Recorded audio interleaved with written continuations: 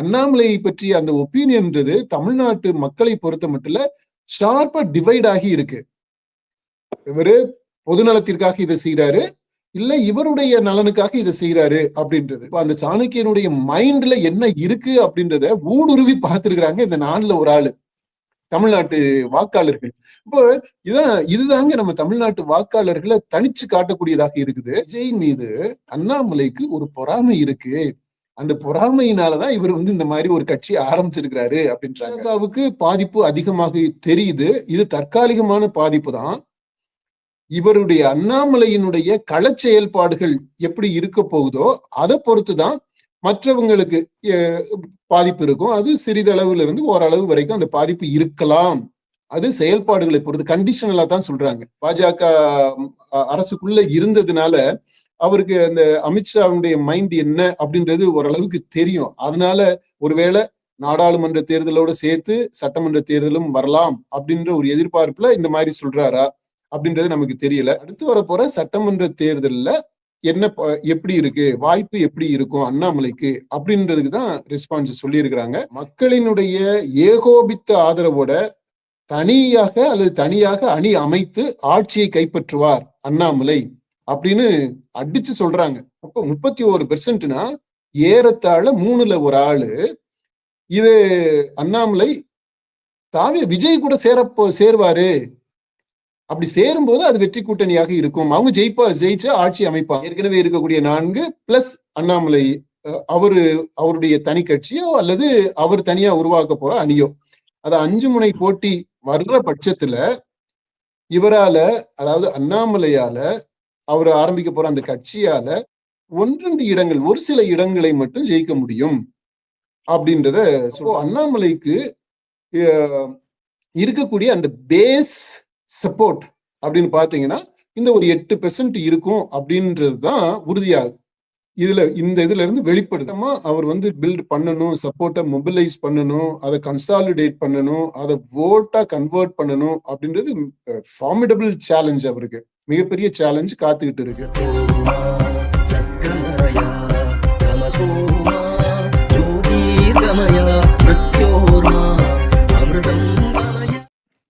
அண்ணாமலை புதிய இயக்கத்தை தொடங்கி இருக்கிறாரு. அதுல 20 லட்சத்துக்கு மேலானவர் தொடர்ந்து இணைஞ்சுட்டே இருக்கிறாங்க. பாஜகவுல நிர்வாகிகளா இருந்தவர்களும் அங்க ராஜினாமா பண்ணிட்டு அண்ணாமலையோட இயக்கத்துல தொடர்ந்து இணைஞ்சிட்டு இருக்கிறாங்க. இன்னுமே அவருக்கான ஆதரவு அதிகரிச்சுட்டு தான் இருக்குது. நம்மளுடைய டீம் ஆஃப் அண்ணாமலையுடைய புது கட்சி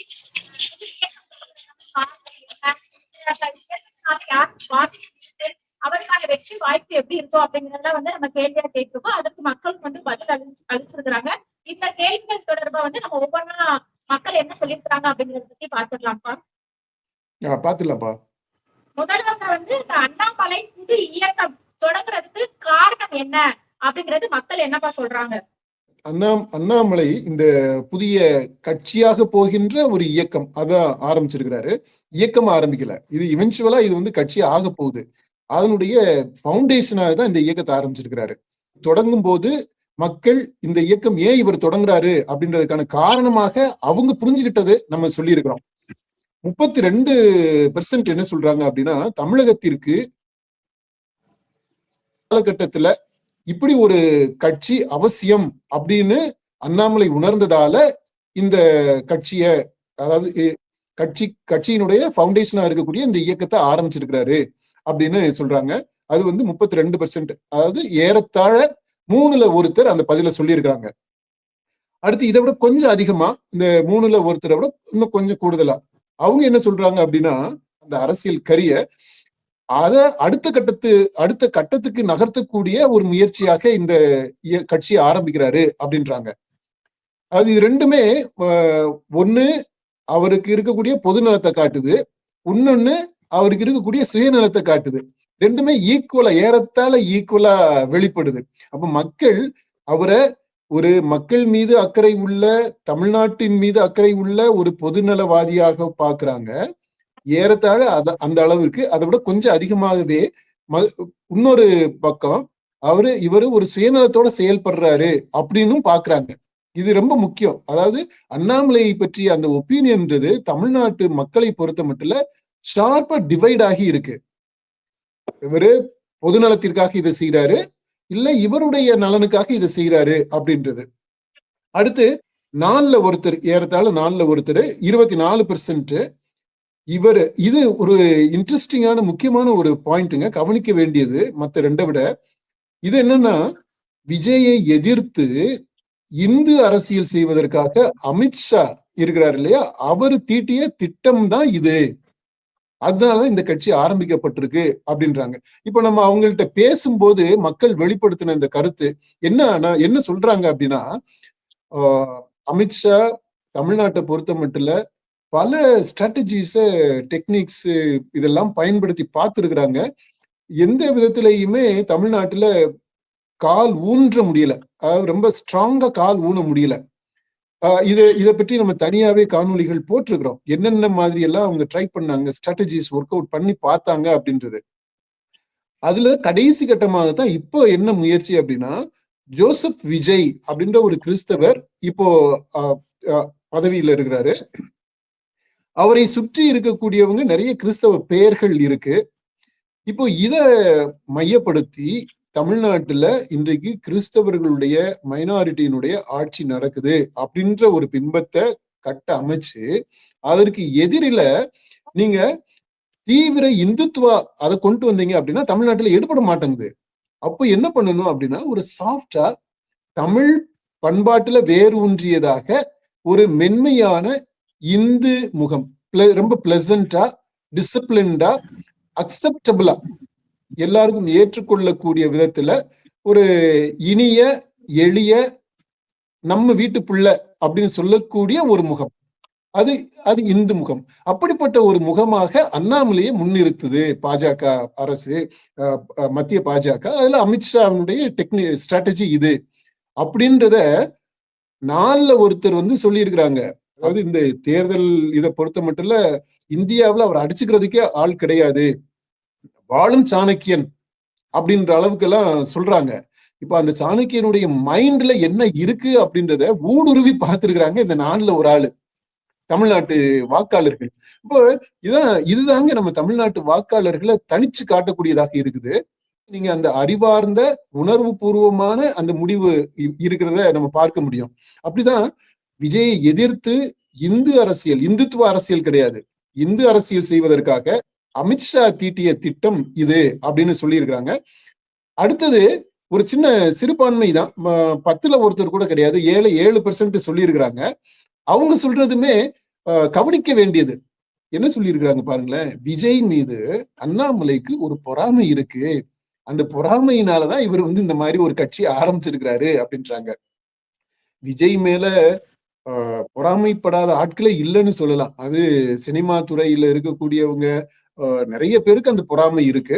ரஜினிகாந்தே கூட அவர் பொறாமைப்படல அப்படின்னு சொல்லிட்டு பிரஸை கூப்பிட்டுட்டு சொல்லக்கூடிய அளவிற்கு பொறாமை உணர்வு மேலோங்கி இருக்கு. அந்த இதுலதான் இப்ப அரசியல் தலைவர்கள்னு எடுத்துக்கிட்டீங்கனாலுமே கூட இந்த யங் அரசியல்வாதிகள் அவங்க எல்லாருக்குமே இந்த பொறாமை இருக்கு.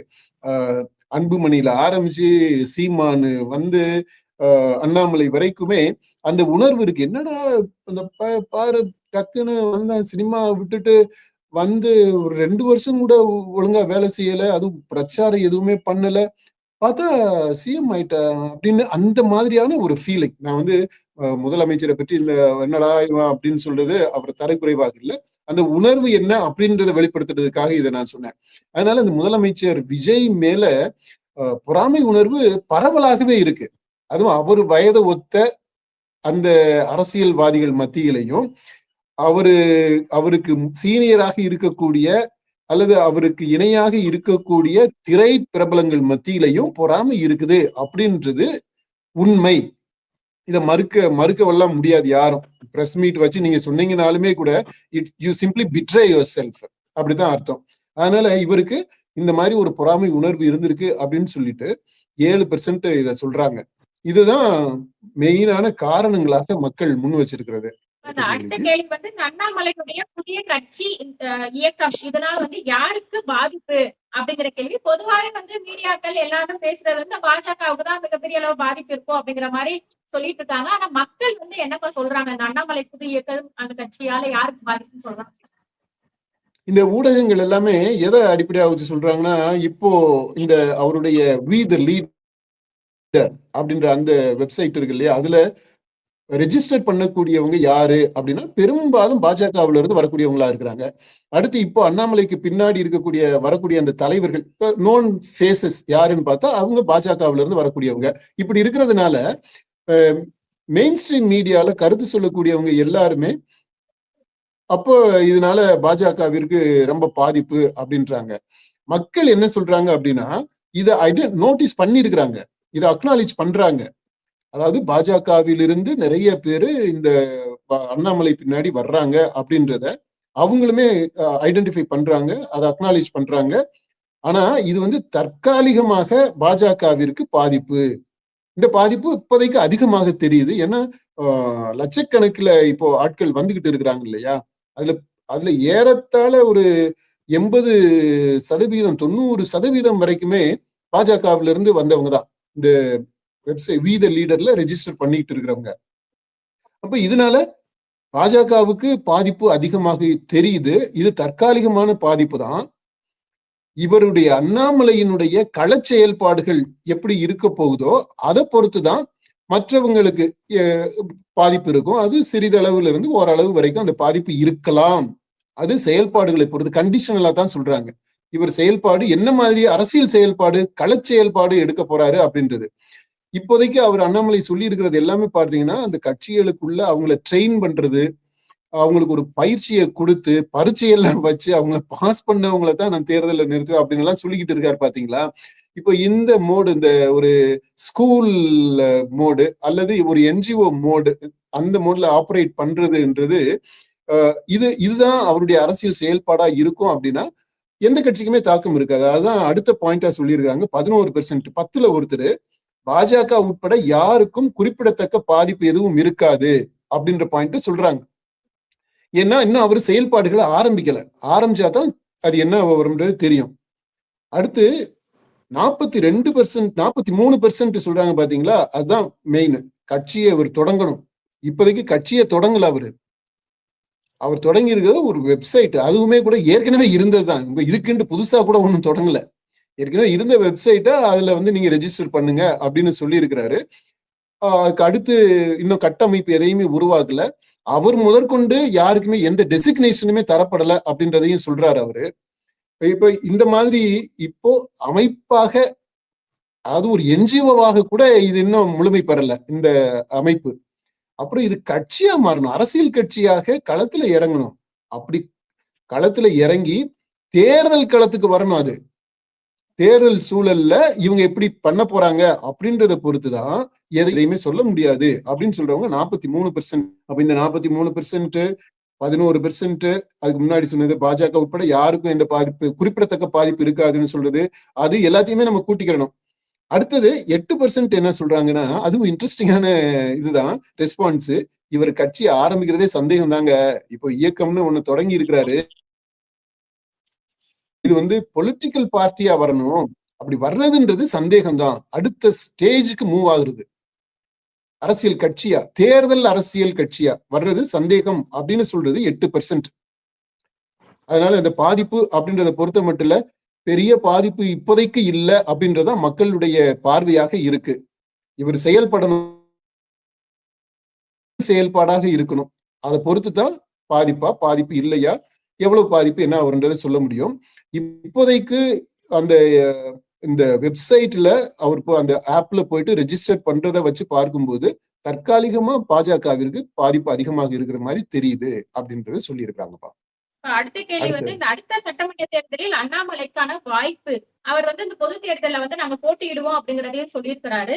அதன் அடிப்படையில வந்து இந்த சட்டமன்ற தேர்தலில் அண்ணாமலைக்கான வாய்ப்பு எப்படி இருக்கும்னு சொல்லி மக்கள் கணிக்கிறாங்கப்பா. பொதுவா ரொம்ப வேகா தான் சொல்லியிருக்கிறாரு. அவரு உள்ளாட்சி தேர்தலில் போட்டியிடுவாரா போட்டியிட மாட்டாரா அப்படின்றத பற்றி தெளிவாக எதையும் சொல்லலை. எல்லாமே ரொம்ப அம்பிகுவஸா தான் சொல்லியிருக்கிறாரு. இப்படி இருக்கலாம், அப்படி இருக்கலாம், போட்டியிட்டாலும் இருக்கலாம், இல்லாமலும் இருக்கலாம், அந்த மாதிரி இருக்கு. அப்புறம் அடுத்து வரப்போற நாடாளுமன்ற தேர்தல், அதுல போட்டியிடுவாரா போட்டியிட மாட்டாரா தெரியல. அவர் என்ன சொல்றாரு, தமிழ்நாட்டில் நடக்க போகின்ற தமிழ்நாட்டுக்கு வரப்போகின்ற பொது தேர்தல்ன்றாரு. அப்போ அது சட்டமன்ற தேர்தலை சொல்றாரா, இல்ல சட்டமன்ற தேர்தலோட சேர்த்து நாடாளுமன்ற தேர்தலோட சேர்த்து உள்ளாட்சி தேர்தல் இது எல்லாமே ஒன்னா வரும் அப்படின்னு ஒருவேளை அவர் எதிர்பார்க்கிறாரா? அவர் என்ன தெரியல. ஏன்னா அவர் உள்ள இருக்கிறதுனால, பாஜக அரசுக்குள்ள இருந்ததுனால அவருக்கு அந்த அமித்ஷாவுடைய மைண்ட் என்ன அப்படின்றது ஓரளவுக்கு தெரியும். அதனால ஒருவேளை நாடாளுமன்ற தேர்தலோட சேர்த்து சட்டமன்ற தேர்தலும் வரலாம் அப்படின்ற ஒரு எதிர்பார்ப்புல இந்த மாதிரி சொல்றாரா அப்படின்றது நமக்கு தெரியல. ஆனா இப்போ அடுத்து வரப்போற தேர்தல்னு எடுத்துக்கிடுவோமே, அந்த தேர்தல் சட்டமன்ற தேர்தல்னு வச்சுக்கிடுவோம். ஏன்னா இது நாடாளுமன்ற தேர்தல்ல இவரு அமித்ஷாவை எதிர்த்தோ, மோடிஜியை எதிர்த்தோ, பாஜகவை எதிர்த்தோ, RSS சித்தாந்தத்திற்கு முரணாகவோ இவர் எந்த முடிவுமே எடுக்க மாட்டாரு. எடுக்கக்கூடிய அளவிற்கான ஆற்றல் இன்னும் அவருக்கு வரல. அதனால அதை விட்டுறலாம்.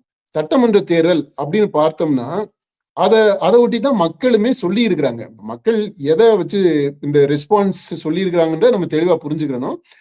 அடுத்து வரப்போற சட்டமன்ற தேர்தல்ல என்ன எப்படி இருக்கு, வாய்ப்பு எப்படி இருக்கும் அண்ணாமலைக்கு அப்படின்றதுக்கு தான் ரெஸ்பான்ஸ் சொல்லி இருக்கிறாங்க. இதுக்கு இடையில இருக்கக்கூடிய அந்த ஊசலாட்டங்கள் இருக்குது இல்லையா, அந்த அம்பிகுவிட்டி, அது எல்லாத்தையும் நம்ம கணக்குல எடுத்துக்கல. நம்ம பேசும்போது மக்கள்கிட்ட சட்டமன்ற தேர்தல் தமிழ்நாட்டிற்கான தேர்தல் அதை ஒட்டி என்ன சொல்றாங்க அப்படின்னா 8% இது மக்களினுடைய ஏகோபித்த ஆதரவோட தனியாக அணி அமைத்து ஆட்சியை கைப்பற்றுவார் அண்ணாமலை அப்படின்னு அடிச்சு சொல்றாங்க. 8%. அடுத்து 31% தாவேக தலைமையிலான கூட்டணியில் அண்ணாமலையினுடைய கட்சி சேர்ந்துரும் அப்படின்றாங்க. அந்த கூட்டணி வெற்றி கூட்டணியாக இருக்கும் அப்படின்றதையும் பதிவு பண்றாங்க. அப்போ 31%னா ஏறத்தாழ 3ல் 1 ஆளு இது அண்ணாமலை விஜய் கூட சேர்வாரு. அப்படி சேரும்போது அது வெற்றி கூட்டணியாக இருக்கும், அவங்க ஜெயிச்சு ஆட்சி அமைப்பாங்க அப்படின்ற கருத்தை சொல்லி இருக்கிறாங்க. இது கவனிக்க வேண்டியது இல்லையா? அடுத்து 21% இவரால் 5 முனை போட்டி உருவாகும். ஏன்னா இப்ப இந்த கடந்த தேர்தல்ல, இப்ப நடந்து முடிஞ்ச தேர்தல்ல 4 முனை போட்டி இருந்ததா நம்ம பார்த்தோம். தாவேகா தனித்து ஜெயிச்ச பிற்பாடு அணி ஆயிடுச்சு. அடுத்தது திமுக அணி, அதிமுக அணி, அடுத்து சீமான் அவருடைய நாம் தமிழர் கட்சி, அது ஒரு தனியாக. இப்ப 4 முனை போட்டி இருந்தது. அப்புறம் மற்றவங்களும் இருந்தாங்க. அது எல்லாத்தையுமே சேர்த்தோம்னா பல முனை போட்டி தான், 5, 6, 7 முனைன்னு வரும். மெயினா எடுத்துக்கிட்டோம்னா இந்த 4 முனை போட்டி. இப்போ இதுல இவர் வந்த உடனே அண்ணாமலை வந்துட்டாரு அப்படின்னா, அரசியல் அதாவது தேர்தல் அரசியலுக்குள்ள அவர் நுழைஞ்சாருன்னா அது 5 முனை போட்டி ஆகும். ஏற்கனவே இருக்கக்கூடிய 4 பிளஸ் அண்ணாமலை அவருடைய தனி கட்சியோ அல்லது அவர் தனியா உருவாக்க போற அணியோ, அது 5 முனை போட்டி வர்ற பட்சத்துல இவரால, அதாவது அண்ணாமலையால, அவர் ஆரம்பிக்க போற அந்த கட்சியால 1-2 இடங்கள், ஒரு சில இடங்களை மட்டும் ஜெயிக்க முடியும் அப்படின்றத சொல்றாங்க. அது சொல்லி இருக்கிறது 21%. அதாவது 5ல் 1 அந்த பாயிண்ட சொல்லி இருக்கிறாங்க. அடுத்து 37% என்ன சொல்றாங்க அப்படின்னா, இவருக்கு அண்ணாமலைக்கு கிடைக்கக்கூடிய ஆதரவு அப்படின்றது வர்ற தேர்தல்ல 1% இருக்கும். அதாவது 8-9% இருக்கலாம். 8-9% ஒட்டுமொத்தமா பரவலா அப்படி இருக்கும். ஆனா ஒரு இடத்துல கூட ஜெயிக்க முடியாது. ஏன்னா அவருக்கு அந்த பாக்கெட்னு இன்னும் செட் ஆகல. இருக்கு பாஜகவுடைய பாக்கெட்ஸ்ன்ட்டு சொல்லலாம். கோயம்புத்தூர், இந்த பக்கம் கன்னியாகுமரி, அந்த மாதிரி சில இடங்கள் இருக்கு. அந்த இஸ்லாமியர்கள் எங்க ஸ்ட்ராங்கா இருக்கிறாங்களோ அங்க எல்லாமே பாஜகவும் ஸ்ட்ராங்காக இருக்கும். தமிழ்நாட்டில் நம்ம பாக்குறோம். அது பேன் இண்டியன் சினாரியோ. அதே மாதிரி தமிழ்நாட்டிலையும் அது பாக்கெட்ஸை நம்ம பாக்குறோம். ஆனா அண்ணாமலைக்கு இப்போ அந்த மாதிரியான பாக்கெட்ஸ் இருக்குமா அப்படின்றது இன்னும் அது கிறிஸ்டல் கிளியரா ஆகல. அப்படின்றதுனால அவர் ஜெயிக்கிறதுக்கான வாய்ப்புகள் இல்லை அப்படின்றதான் இன்னைக்கு நிலவரத்துல பார்வை. அதனால 8-9% வரலாம் அப்படின்றத சொல்றாங்க. இந்த 8-9%யும் இந்த ரெஸ்பான்ஸ், இந்த இதை சொல்றாங்க இல்லையா, இதையும் ஃபர்ஸ்ட்ல சொல்றாங்க பாருங்களேன். மக்களின் ஏகோபித்த ஆதரவுடன் தனியாக அணி அமைத்து அண்ணாமலை ஆட்சியே கைப்பற்றுவாருன்னு சொல்லக்கூடிய அந்த 8%ம் இந்த இதுல, அதாவது 37% மக்களுடைய அந்த கணிப்பு இருக்கு பாருங்களேன், அவங்களுடைய எண்ணம் அண்ணாமலைக்கு ஒரு 8%, 9% ஓட்டு வரலாம் அப்படின்றதும் ரெண்டும் சிங்க் ஆகுது பாருங்க. அதாவது என்னன்னா, அப்போ அண்ணாமலைக்கு இருக்கக்கூடிய அந்த பேஸ் சப்போர்ட் அப்படின்னு பாத்தீங்கன்னா இந்த ஒரு 8% இருக்கும் அப்படின்றதுதான் உறுதியாகும். இதுல இருந்து வெளிப்படுது. 8 to 9% அதுதான் அவருக்கு ஒரு பேஸா இருக்கு, பேஸ் சப்போர்ட் அப்படின்னு நம்ம சொல்லலாம். இதை வச்சுக்கிட்டு அடுத்த கட்டமா அவர் வந்து பில்ட் பண்ணணும், சப்போர்ட்டை மொபிலைஸ் பண்ணணும், அதை கன்சாலிடேட் பண்ணணும், அதை வோட்டா கன்வெர்ட் பண்ணணும் அப்படின்றது ஃபார்மிடபிள் சேலஞ்ச். அவருக்கு மிகப்பெரிய சேலஞ்ச் காத்துக்கிட்டு இருக்கு. அதுதான் இந்த இப்போதைக்கு மக்கள் அந்த வரப்போற தேர்தல்னு வந்தா அந்த தேர்தல்ல, சட்டமன்ற தேர்தல்ல அண்ணாமலைக்கு என்ன வாய்ப்பு இருக்கும் அப்படின்றத பற்றி சொல்லி இருக்கக்கூடிய கருத்துப்பா.